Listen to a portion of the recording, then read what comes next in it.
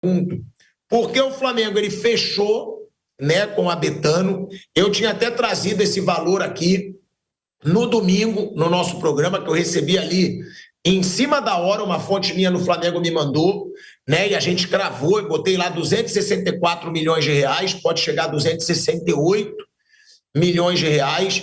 E é um valor, Mauro, muito surreal, né, para o futebol brasileiro. Porque se a gente for colocar aqui na comparação, né, é acima de 250 milhões de reais. Tem muita gente dizendo 50, não é, é acima de 250. Né? Então, é ali entre 255 e 270 milhões de reais o valor que vai acabar o Flamengo recebendo. O Corinthians, que é o segundo, é 103 milhões de reais. É mais que o dobro. Né? Se for 250, vai o mínimo ali. É mais que o dobro do Corinthians, 103 milhões de reais por ano. Palmeiras, 100 milhões de reais por ano. São Paulo, que é o quarto, 78 milhões de reais por ano. É assim, Mauro, se a gente for, olha só, olha o tamanho desse patrocinador do Flamengo. Se somar o segundo, que é o Corinthians, com o terceiro, que é o Palmeiras, não bate os 250 milhões de reais. Vão dar 203 milhões de reais. Ou seja, o Flamengo sozinho vai ganhar mais que o segundo e o terceiro somados, Mauro César Pereira. É um valor surreal e o que foi passado para mim, assim como você, eu digo, nunca tive fechamento nenhum com dirigente, de dever, de ter rabinho preso. Agora, quando tem que elogiar, também a gente critica tanto. O que foi passado para mim, Mauro, e aí eu não sei se você também tem essa informação ou não, é que toda a negociação foi encabeçada pelo BAP. Tipo, tudo. O BAP que tocou todo esse processo de negociação com as casas até chegar num valor como esse. O que seria, né, Mauro, um baita mérito também para o presidente fechar um contrato dessa dimensão com o patrocinador, né, Mauro? É preciso entender que não é só a camisa, né? São outras modalidades, outras divisões de futebol. É uma aliança entre a marca e o Flamengo, né? Não é só o espaço na camisa, é mais do que isso.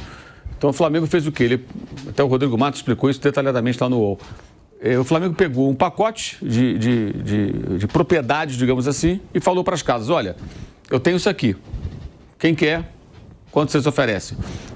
E aí elas passaram a fazer essa disputa feroz aí pelo espaço, né? Pelos espaços, né? Eu acho que é importante entender que o Flamengo não está vendendo só o espaço principal, ele está indo além. Tá? A gente vai saber os detalhes disso depois da reunião dessa noite no Conselho Deliberativo, que vai aprovar, tudo indica, esse acordo, né? esse contrato. A gente vai saber em detalhes, né? Tudo indica que a gente vai saber em detalhes o que a Betano está comprando do Flamengo, quais são os espaços. Então não é só a camisa, que é uma tacada inteligente, o Flamengo foi além disso.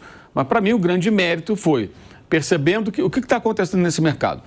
Com a regulamentação, algumas casas de aposta estão enfrentando dificuldades. Nem todas estão conseguindo ir bem.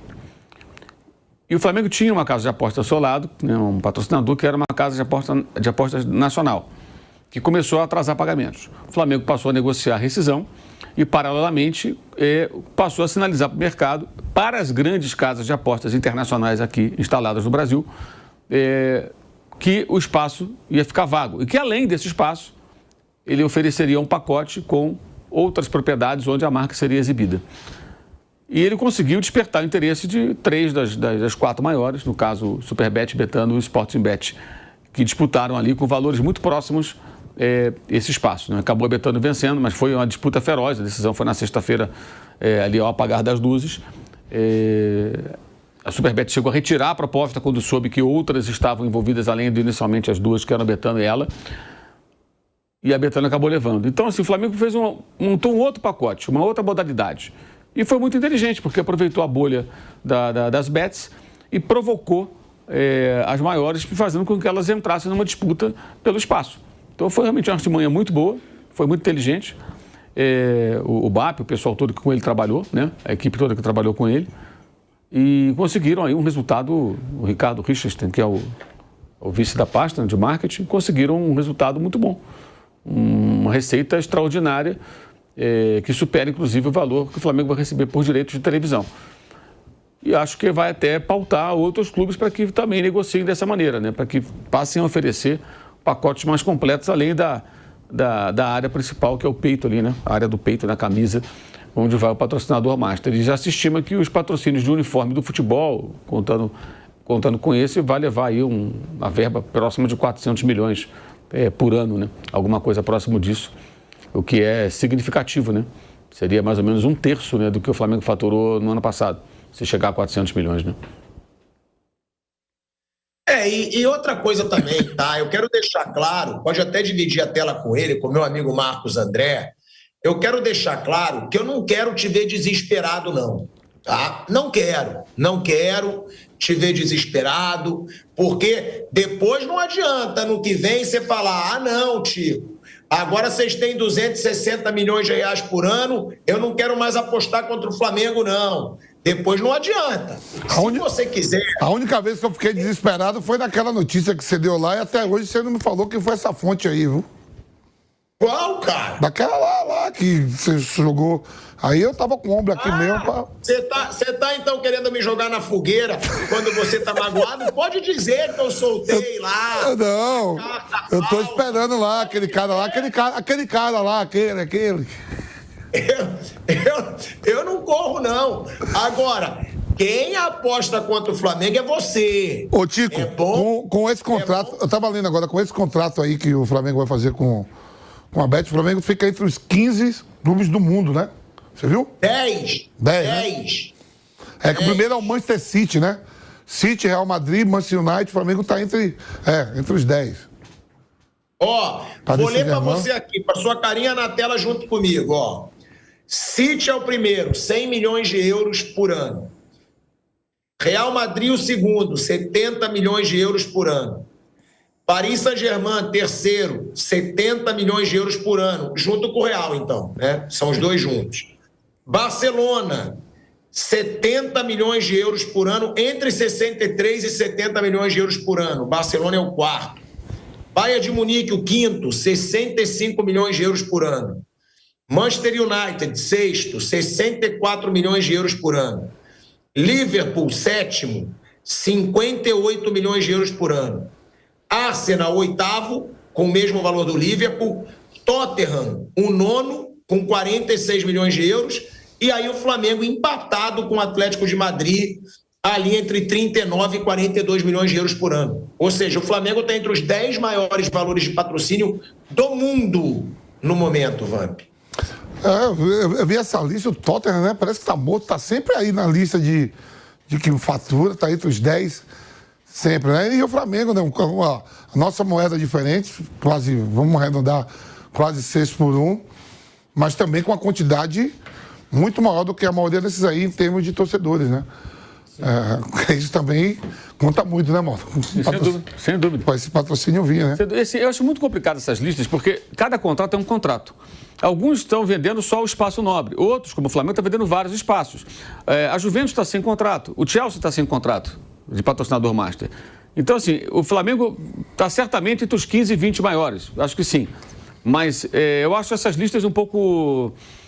não traduzem exatamente a realidade, porque os contratos são diferentes. É que nem aquela coisa de sócio-torcedor, né? Tal time tem mais sócio-torcedor do que o outro e tal. Alguns times, você é sócio-torcedor do time X, aí você para de pagar mensalidade. Alguns times dão baixa automaticamente, outros não dão baixa. O cara fica lá contando como sócio-torcedor. Não paga 6 meses, mas o número dele está lá. Então, assim, o que adianta essas listas? Semana passada o GE fez uma outra também. Pegaram lá e fizeram um ranking de ocupação de estádio. Né? O percentual de ocupação em relação ao público, né? Aí puseram o Maracanã com uma estimativa de 70 mil pessoas. Não vende 70 mil ingressos do Maracanã. Eu odeio listas, por isso. As listas são geralmente muito distantes da realidade. Porque eu vejo o Tottenham, eu não vejo... O que dá para ter certeza é que o Flamengo está entre os 15 ou 20 maiores, com certeza. Entre os 10, aí vai ter que fazer uma ginástica. Puxa daqui, puxa dali e tal. Eu falo isso porque fica... certo baú. Não, porque nessa lista aí que ele acabou de falar, você vê o Tottenham, eu não vejo... O Tottenham, tudo bem, está na Primeira Liga e tudo, mas tem a moeda lá, agora mudou, né? Que agora já não é Libra, né?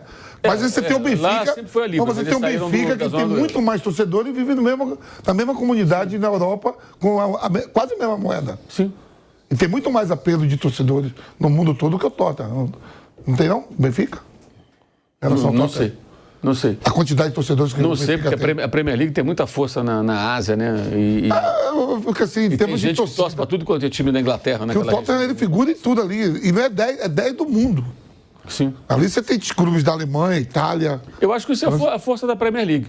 O Chelsea estaria nessa lista, com certeza, porque qualquer patrocinador do Chelsea vai aparecer entre os 10. Ainda foi campeão do mundo agora, né?